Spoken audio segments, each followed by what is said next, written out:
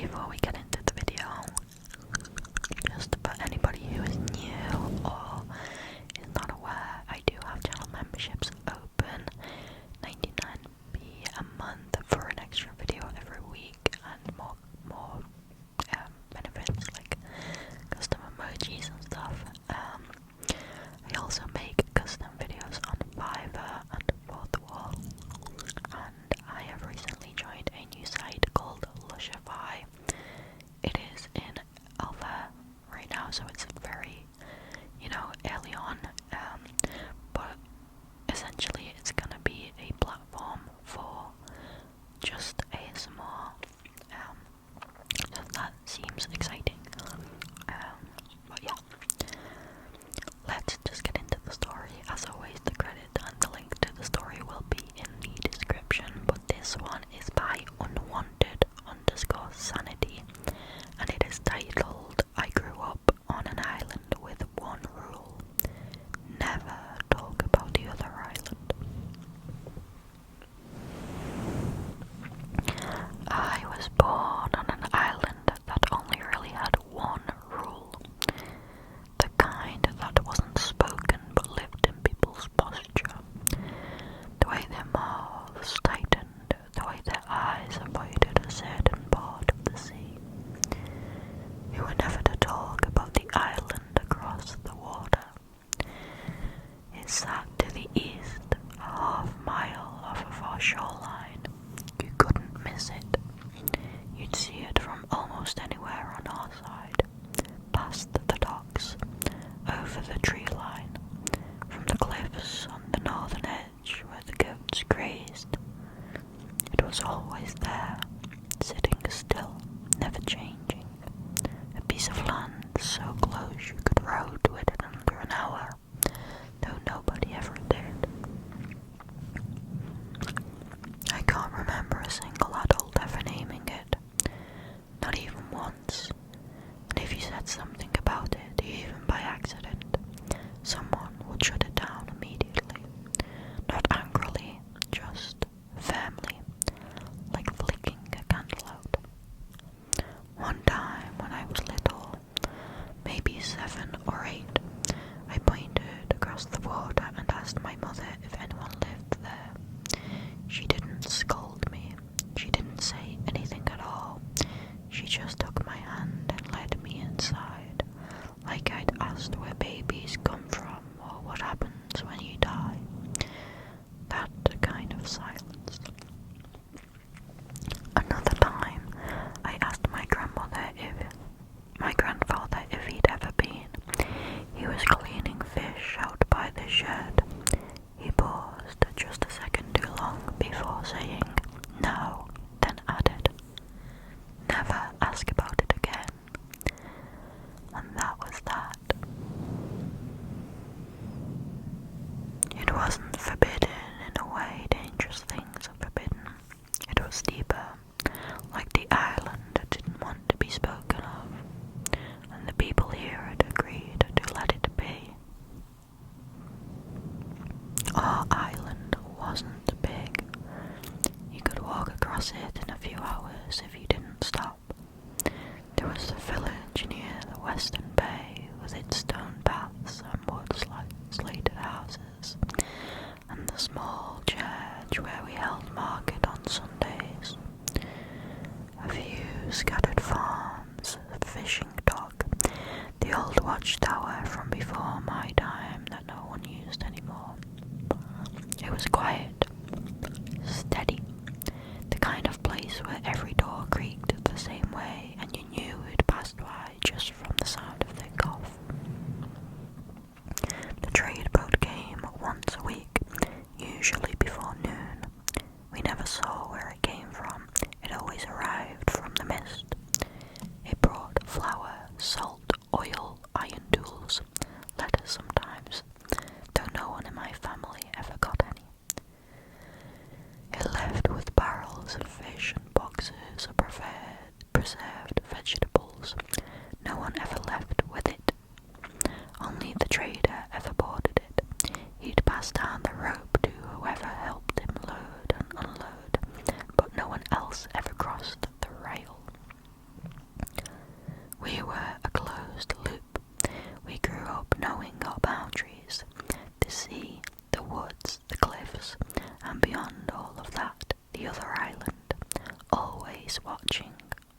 ignored. There were 5 of us who couldn't leave it alone. Me, Jonah, Sam, Eli, and Nathan. We were kids like any others. Too much energy, not enough fear.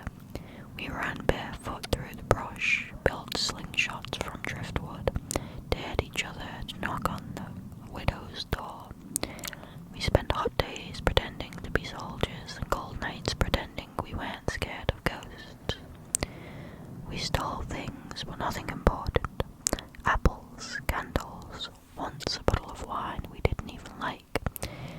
We were just loud, restless boys. Jonah was the biggest, tall for his age. Jonah was the biggest, tall for his age. Shoulders already starting to widen like his father's. He didn't talk much, but when he did, people listened. Sam was the quickest, always first to climb something, first to run, first to joke about things that made the rest of us squirm. Eli was quiet and careful, and always the one who asked what if before we did something dumb. Nathan was clever, sometimes too clever. He'd make up lies so good we believed them even after he admitted they weren't true. And then there was me. I don't know what I was in that group. I guess I was the one who remembered, the one who carried it longest.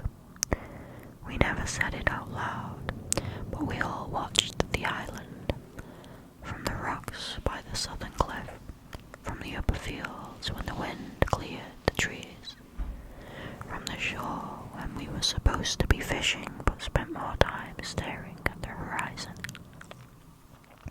We'd talk about it only when we were sure no one else was listening. Maybe it's a ruin, Eli once said.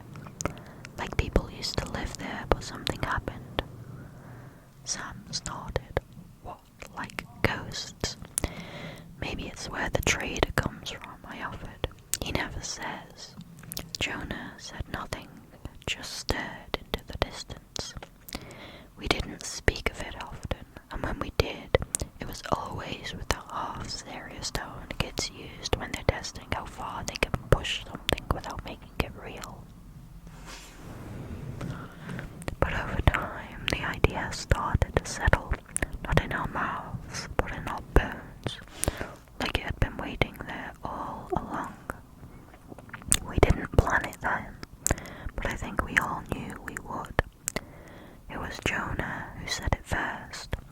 We were behind the storehouse, the 5 of us perched on a broken cart that sank slightly in the middle, chewing through whatever scraps we'd stolen from our kitchens. Salted fish, hard bread, half-rotted apples that still had enough sweetness left in them to be worth the trouble. The kind of food that tasted better because it wasn't given to us. He didn't clear his throat or build up to it, he just said, I think we should go. Like he was talking to himself. No one asked where. We all knew. That silence, the way no one looked at each other, the way we kept chewing like the words hadn't landed, that was agreement. Sam spat a seed into the dirt. Tomorrow. Jonah still didn't look up. 2 mornings before sunup. Nathan nodded. Eli wiped his hands on his pants. I didn't say anything, but I was already picturing the tide. We met 2 mornings later, just before sunrise, in the kind of pale, still light that feels like the world hasn't started yet. The moon was still visible, hanging low in the sky like it hadn't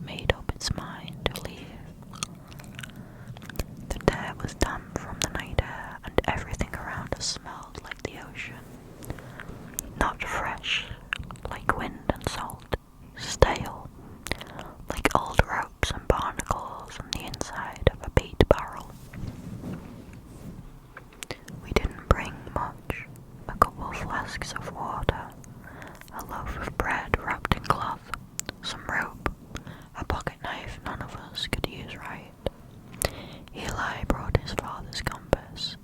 The face was cracked, and the needle had a habit of drifting, even when you held it steady, but he brought it anyway. Sam brought a hammer for some reason, though he never said why. Jonah had taken the skiff from the far end of the dock where the unused boats were kept. It wasn't in good shape, but it floated. That was enough. It creaked when we pushed it into the shallows, and for a second I thought the sound might carry and wake someone. But the villages above us stayed dark. No footsteps, just the soft hiss of water and the thump of oars against the side of the hull. We climbed in. Jonah and Nathan took the oars first, setting a rhythm without speaking. The rest of us sat in silence, our backs to the shore. I didn't look back. The water was colder than I expected. Not freezing, but deep cold, like it came from underneath something. There wasn't much wind, just a faint breeze that moved in slow, irregular pulses. It brushed the surface of the sea in places. I watched the light from the sky ripple and disappear beneath the oars as we moved. As we got farther out, the shape of the island came into view slowly, like it was pushing through fog that we hadn't noticed before. I'd seen it all my life, but only from the shore. Now, from the water, it felt different, bigger, heavier. The trees formed a jagged silhouette against the sky. The hills behind them looked like sleeping animals just starting to stare. The closer we got, the more it felt familiar.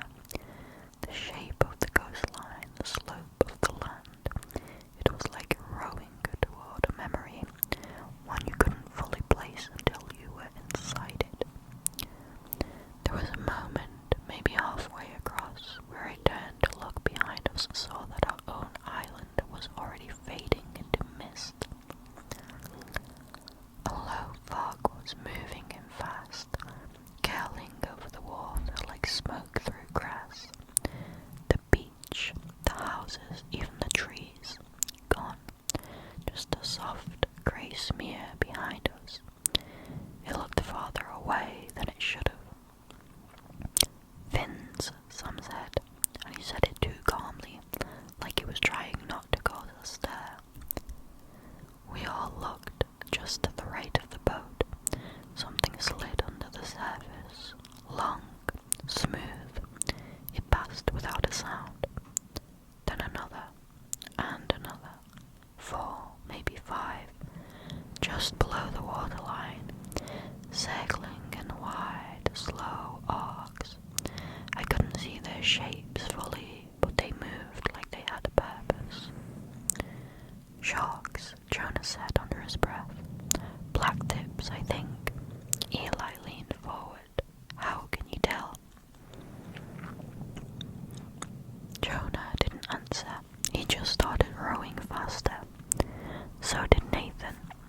Neither of them said a word, but the skiff began to lurch forward harder with each pull.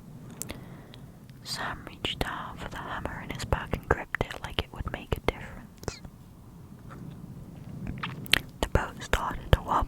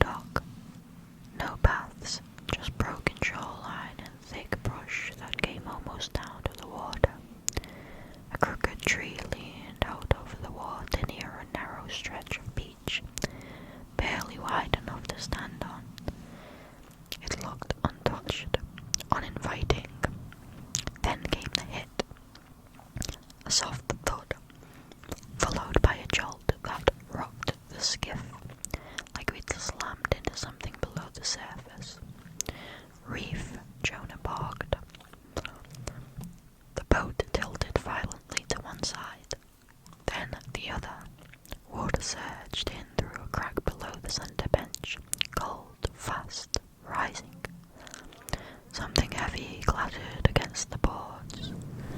Maybe the hammer.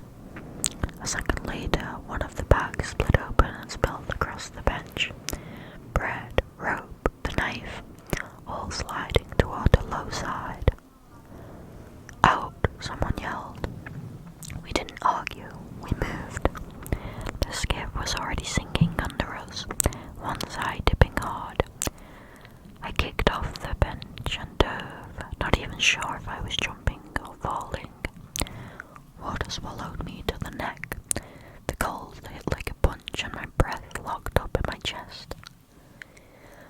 Behind me, splashing, gasping, limbs crashing into water. I could hear it all but didn't look back. The current fought harder than I expected. My arms were sluggish, my legs heavier than they should have been. I kicked towards the shore, every breath shallow and burning.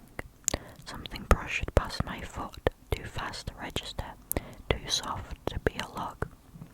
I didn't stop. The distance couldn't have been more than 30 yards, but it felt like swimming through glass. The kind that keeps pulling you down instead of letting you break through. When my fingers finally hit rock, I hauled myself forward so fast I scraped both elbows raw. I didn't care. I just wanted to be out. One by one, the others crashed onto the beach behind me, crawling, dragging, coughing up seawater. The skiff was already gone, either swallowed by the reef or drifting, or flooded back into the mist. None of us had our bags. No compass, no food, no knife. The hammer was probably at the bottom of the sea by now. Everything we'd packed was gone. We stood there, shivering, dripping, catching our breath. One by one we looked at each other, counting. 5 of us, no one missing, no one hurt, at least not badly. Then we looked around. It took a few seconds before anyone spoke. This is the same place, Sam said slower this time. It's the same beach. It almost looked like it. Same crooked tree leaning out over water like it was eavesdropping. Same cluster of black rocks jutting up along the curve of the cove. The same soft slope leading into the tree line beyond. Even the same shape of the shoreline felt familiar. Like we'd looped through time instead of space. Jonah turned in a full circle, scanning the trees and the shore and the water again. We didn't go anywhere, he said. His voice didn't sound angry. It sounded resigned. Eli was squinting at the ocean, his face tight. We rowed across. We saw the island we left. He didn't say it like he was arguing. He said it like he was trying to remind himself. No one responded. We started walking, slow at first, still trying to make sense of it. The beach looked nearly identical to our own, but it wasn't. The rocks were a little too sharp. The slope rose at a slightly different angle. The tree line was thinner. The colour of the grass was not quite right. Close enough to confuse us, different enough to keep us on edge. There was a narrow path leading off the beach and into the woods, just wide enough for 2 of us to walk side by side. None of us remembered it being there before. The air was different as we climbed, heavy and warm, like the weather had changed without warning. The trees swayed gently, but the grass upon the slope moved just a little too much. Jonah took the lead, Sam just behind him, then Nathan, Eli, and me. We'd only made it about 30 or 40 paces up the trail when Nathan came to a stop. At first I thought he was just catching his breath, but then I noticed where he was looking, up the slope.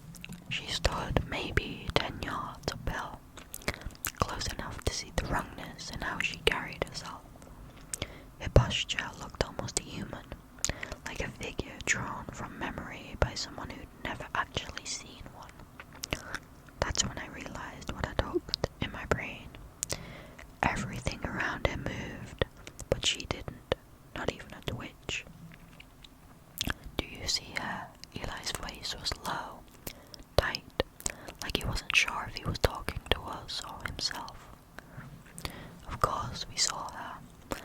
None of us looked away. It felt like blinking might break some invisible barrier and make it come closer. Then she smiled. I don't understand why it made my stomach twist at first. It wasn't exaggerated. It wasn't monstrous. It was subtle. Just wrong.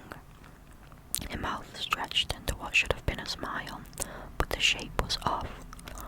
The corners bent down instead of up, like someone had tried to mimic it from memory and gotten the geometry wrong. But the rest of her face, the parts that move when you smile, those were perfect. The cheeks lifted, the skin around her eyes crinkled. That mismatch was worse than anything else. Her eyes were kind, genuinely kind, not cold, not distant. She looked at us the way a mother looks at her children. There was warmth in her expression, and it made my skin crawl in a way I still can't explain. I can tell you this, if I'd known then what I know now about that woman, I would have turned and swum back out into the water. I would have taken my chances with the sharks. Gladly. She raised her arm. We didn't scream. The motion was slow, unnatural, like her joints didn't belong to her. Her hand lifted until one long, stiff finger pointed straight at us. We didn't scream. We didn't run. We just started backing away, careful not to turn around, like we thought not facing her would make things worse. Sam bumped into Jonah. He muttered a curse under his breath. "Why is she pointing at us?" Sam asked, barely audible. Nobody answered. I kept watching her finger. Something felt off. The angle, it wasn't quite right. Eli squinted, stepping half a pace forward. "Wait," he murmured. "I don't think she's pointing at us." I looked from her finger to her face. He was right. Her eyes weren't on us. They were aimed just above our heads. Her arm cut across the air in a straight line, not to us, but over us. That's when I felt it. The slow pull in my gut. The primal feeling that something was behind me. We turned all at once and saw 5 people standing in the woods behind us, just beyond the path, half shaded by the trees, not hidden, just waiting. They looked like us. Same height, same hair, same builds, but they were wrong in ways you didn't notice at first. The clothes were mirrored, buttons on the wrong side, shoelaces tied in configurations that didn't make sense. Nathan's double had a tear in his shirt, but on the opposite side. Eli's double stood with arms crossed like he always did when nervous, except the arms were reversed, left where the right should be, and vice versa. They weren't moving, just standing there, perfectly spaced, aligned, like mannequins arranged in a storefront. We didn't speak, they didn't either, just stared, expressionless, like they were waiting for something. I stepped back without meaning to. The crunch of leaves underfoot sounded deafening. The air had changed, not colder, not darker, just wrong, like the rules we trusted had quietly stopped applying. I glanced back at the woman. She was still there, no longer pointing. Her body hadn't moved an inch, but her head was pushing forward, just her head, tilting, straining toward us like it was being reeled in. Her neck stretched too far, vertebrae visible under skin that looked too tight to bend, like she was trying to close the distance without taking a step, like she wanted to reach us with her face alone. She stared at us with that same backward smile, mouth bent into a shape sorrow should never take, and those warm, impossibly kind eyes.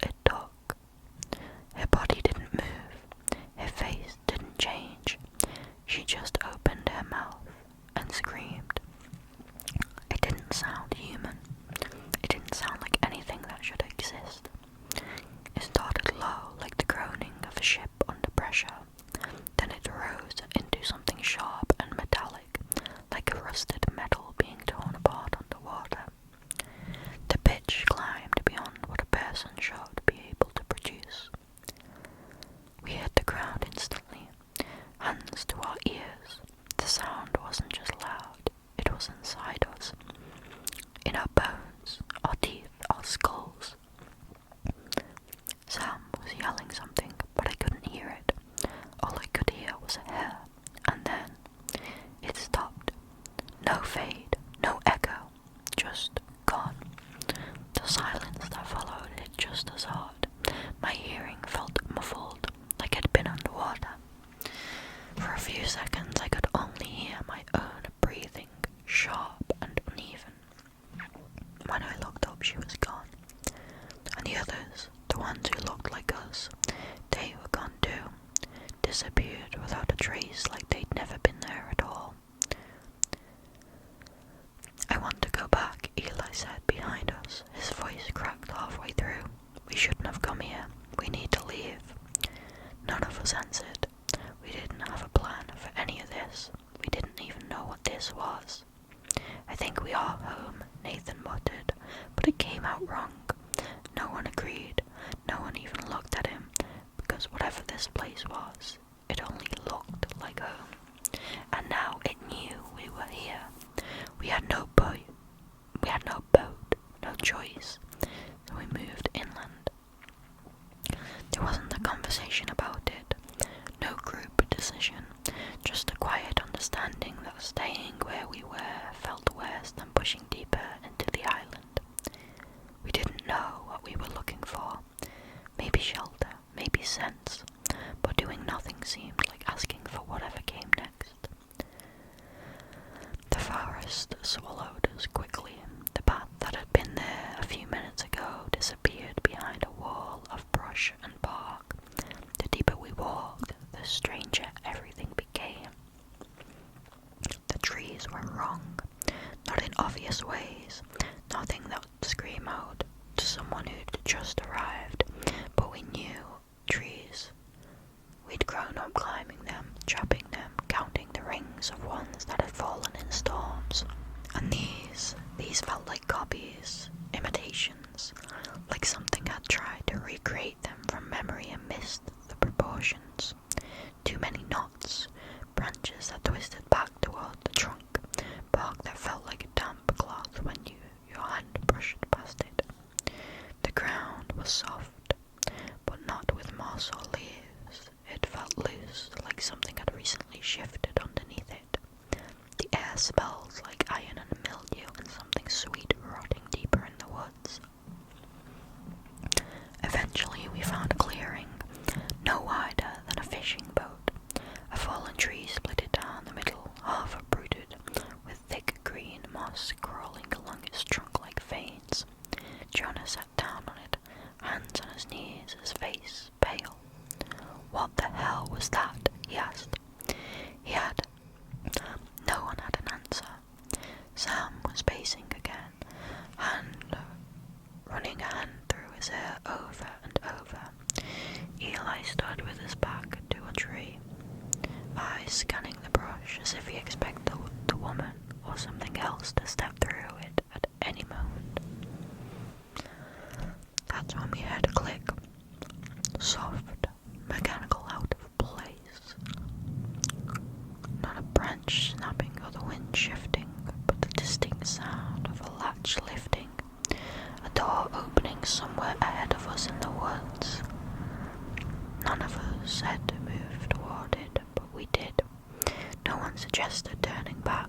No one asked if we were sure. Maybe because saying it out loud would make it feel real. Or maybe because that sound, the quiet, metallic certainty of it, felt like a thread pulled taut, and we couldn't stop ourselves from following where it led.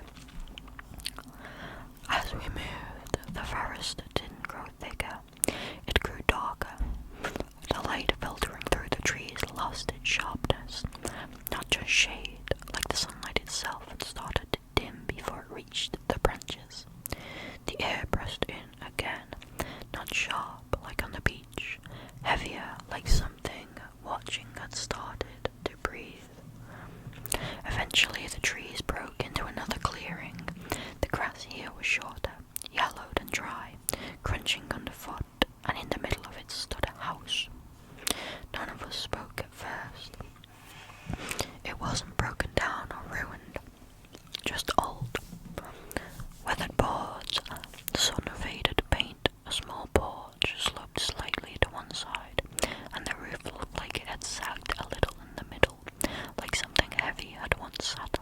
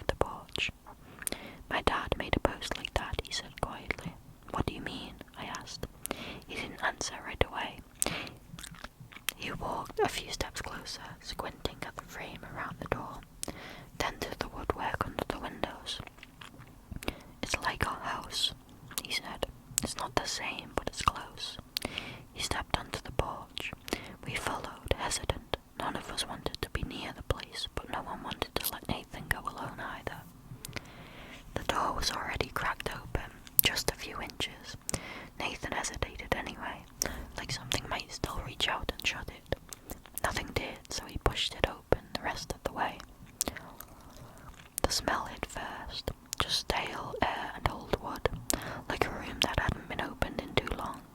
The kind of place where dust doesn't float, it just settles into the walls. It looked small from the outside, but the inside felt deeper, bigger than it should have been, like the walls had stretched just enough to be wrong. Inside, the light was dim and orange tinted, like it was filtering through the wrong kind of glass.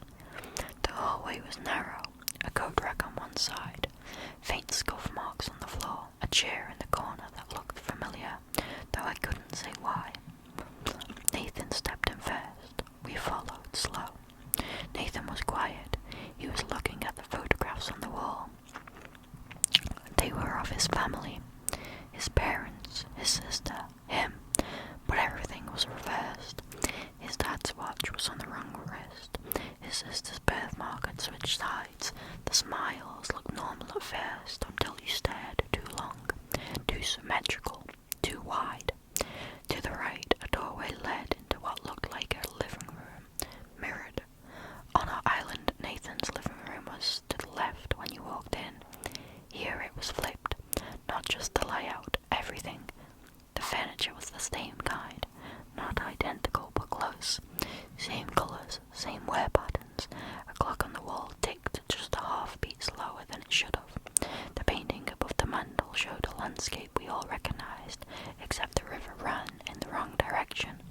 "I want to go," Eli said behind me. His voice was barely there. None of us answered. We just kept looking.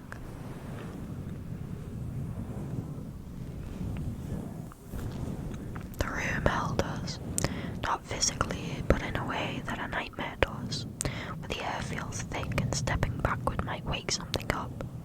We weren't frozen, just slow, careful. Jonah was eyeing the bookshelf. Eli hovered near the fireplace. I stood by the wall, watching the second hand on the clock stutter with each tick. Sam moved toward the painting above the mantel, staring at it like he expected it to blink. No one talked. We were all too deep in it, scanning corners, studying the wrong little details, trying to figure out what this place was. Then Sam turned, brow furrowed. "Where's Nathan?" Every head snapped around. He wasn't there. He hadn't made a sound. No footsteps, no door creak. He'd vanished like air. We searched the house fast, calling his name, moving from room to room in a rush that didn't feel loud, just clumsy, like our panic didn't want to make noise but couldn't help it. There weren't many places he could have gone. The hallway led to a small kitchen, a stairwell, and a narrow back room with a locked door. Jonah tried the handle and it wouldn't budge. No light under the crack, no sound from inside. Sam ran up the stairs, 2 at a time, Eli and I close behind. They creaked under us like normal stairs. Nothing theatrical, nothing dramatic, but every groan from the wood felt too sharp, like the house was responding. There were 2 bedrooms upstairs. One was empty, bare except for a bed frame and a window nailed shut. The second had a dresser, a mirror with a cracked corner, and more photographs. A different version of Nathan's family. This time the faces were missing from some of the frames, blurred out or too dark to see, but no Nathan. When we reached the bottom, Jonah wasn't there. We found him just outside, a few steps off the porch, arms crossed. "I checked around the house too," he said, not looking at us. "He's not here." We stood there, all 4 of us, facing the house like it might give something back. The open door gaped in front of us, cold air leaking out like it didn't belong to this place. Sam looked at me. "Do we go back in?" No one replied. Then footsteps from inside. Slow, measured, getting closer. The porch creaked. Nathan stepped into the doorway. Just stood there like he'd never left. His face was blank, his shirt was damp. None of us spoke. No one moved. He stepped forward slowly, one hand brushing the frame like it grounded him. rested, calm. His clothes were the same, but the fit seemed off, like they belonged to a version of him, just slightly smaller or built differently. He blinked, squinted at us, then frowned, puzzled. "What?" he said. "Why are you all staring at me?" Eli was the first to speak. "Where the hell did you go?" Nathan tilted his head. "What do you mean? I was upstairs." "We checked upstairs," I said. "Every room." Nathan looked at each of us, one by one. His face was blank at first, but then something shifted. A flicker of a smile that came and went too fast. Not warm, just performed. "I saw you," he said, "through the railing. You were in the hall. You just walked off." That didn't make sense. We had torn through every room. He wasn't there. No one had seen him, and there was no way we could have missed the noise. He could have missed the noise we made. I was watching his hands. Nathan always rubbed his thumb against his knuckle when he was nervous. A little tick. Unconscious. Nathan's hands were still, relaxed, at his sides. He stepped down from the porch. None of us moved. "Are we going?" he said. Same voice, same face, but the rhythm was off by a beat. Too calm, too smooth. No one answered. We just stared, waiting for something to twitch wrong. I opened my mouth to say something, but I couldn't make the words form. Not the right ones, anyway. We just started moving back. Brisk, determined. Not quite running, but no longer willing to stop. The sky was dimming fast, the woods deepening in colour, and everything around us seemed to press in with a quiet that felt more like watching than stillness. Jonah walked up front. Sam stayed beside me. Eli and Nathan trailed behind us, a little slower, not too far back at first. We were almost to the beach when it hit us. A voice cracked open behind us, rasping, high-pitched like a throat trying to speak for the first time and tearing itself apart in the process. There was the shape of a word, but the sound didn't know how to hold it. We froze. None of us looked back. "Run," Jonah said firmly. That was it. So we ran. Branches whipped our arms, roots caught our feet. The path bent the wrong way more than once, and every tree looked like one we'd already passed. But we kept moving, pushing forward through the tightening forest until the trees finally broke open again and we saw it. The dock, warped and crooked, half sunken at the far end. A boat was tied to it, not the one we'd taken, but something older, narrower, still afloat. We stopped at the edge of the road right next to the boats and turned.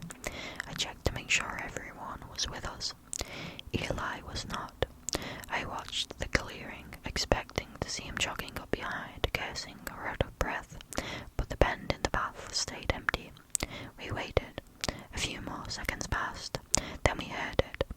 A scream, ragged and sharp, echoing through the trees like it didn't belong to a voice but something breaking. Not words, just pain. Jonah moved first. He stepped away from the boats, 1 foot toward the woods, and that's when she appeared.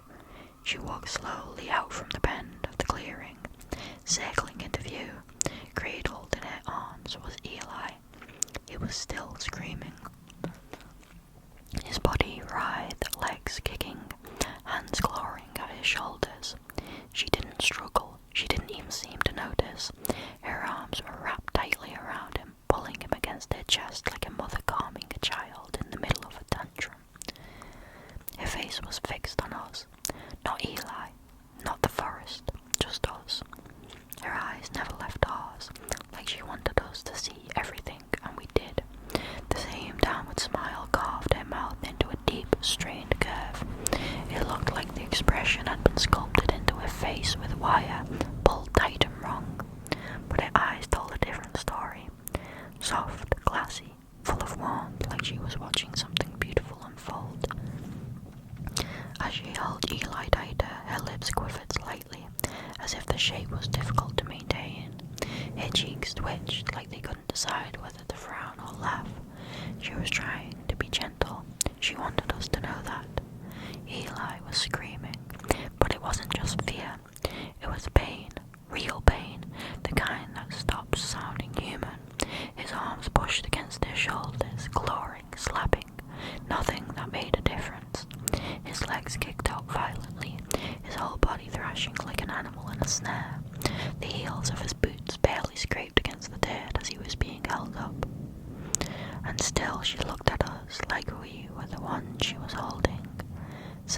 a sound, half a sob, half a curse, and stepped forward.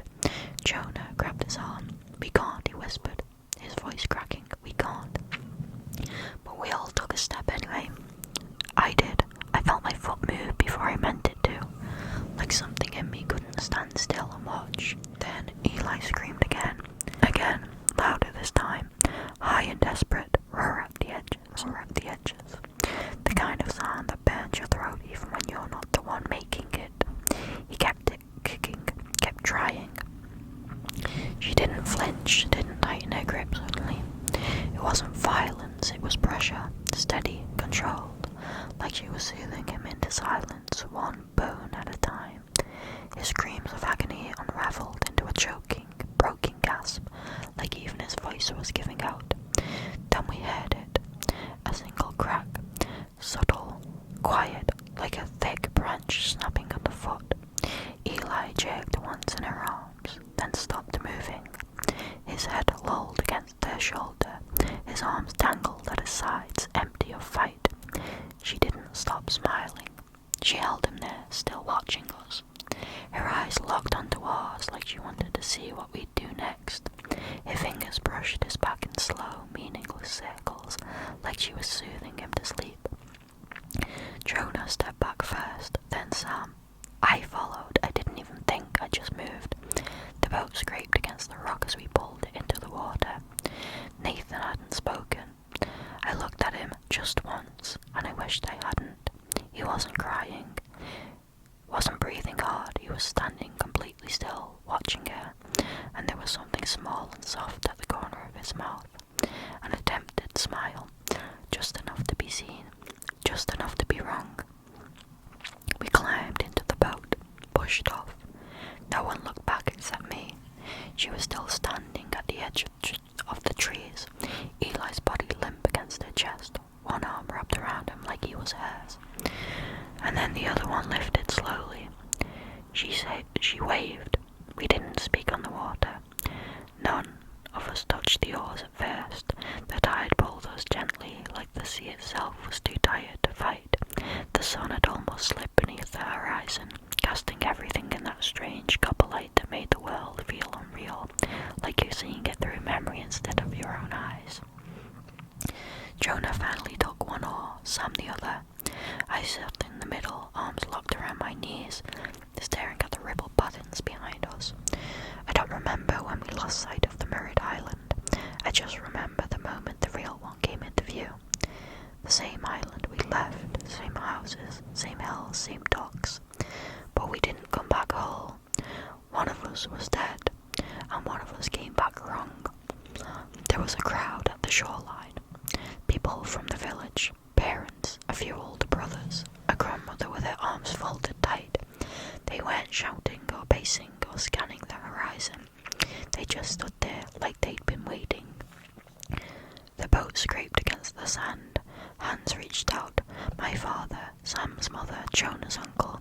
They helped us out without a word, their eyes flicking from face to face, counting. When they didn't find Eli, no one said it out loud. They just knew.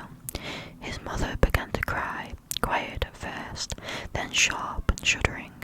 His father stood behind her, unmoving, staring past us at the horizon like he was still hoping to see his son come into view.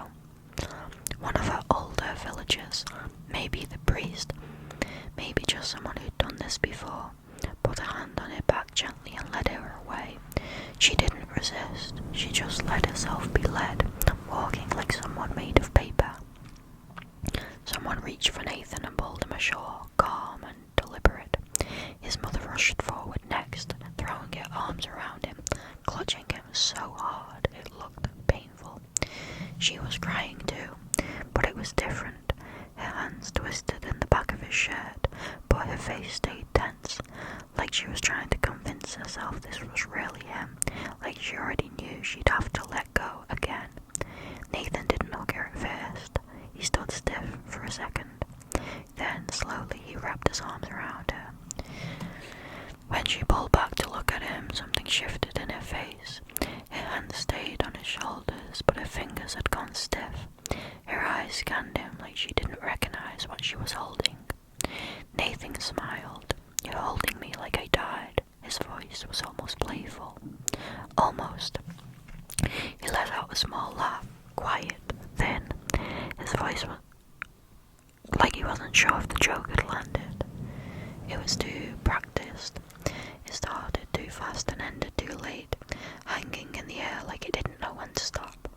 His smile stayed in place, but it didn't settle right. The corners of his mouth began to pull down instead of up. At first it looked like a twitch, then it kept going, bending further, stretching the muscles in his face into that same strained expression we'd seen on her. A smile that was trying to mimic joy, but failing at the geometry of it. His eyes didn't match. They looked heavy, glassy, and full of something that didn't belong in a smile. Regret, maybe, or grief. He wasn't afraid, just resigned. Like something inside him understood what came next and didn't try to fight it. His mother let go of his arms. She took a step back, one hand covering her mouth. Behind her, the others had already started to move. They didn't raise their voices. They didn't argue. It was as if the whole village had already made peace with what needed to happen. A few men stepped forward. Jonah's uncle, Sam's father, a neighbour I didn't know by name. Nathan didn't resist. He didn't ask why. He just stood there, shoulders low, his eyes still on his mother. One hand reached for his sleeve, another for his collar. They escorted him to the sea like they'd done it before. No ceremony, no shouting, just the sound of the tide and the low murmur of footsteps on wet sand. They held him under the waves until the waves stopped moving around them, and then they let him go. I still wonder if the real Nathan died in that house, or if we left him there, alive, watching us walk away. Sometimes I think what came back with us wasn't pretending. I think it believed it was him. We begged our parents to send someone back, a boat, a search party, anything, but they just looked through us, like we hadn't spoken, like we hadn't seen what we saw. By the next day, no one even said his name.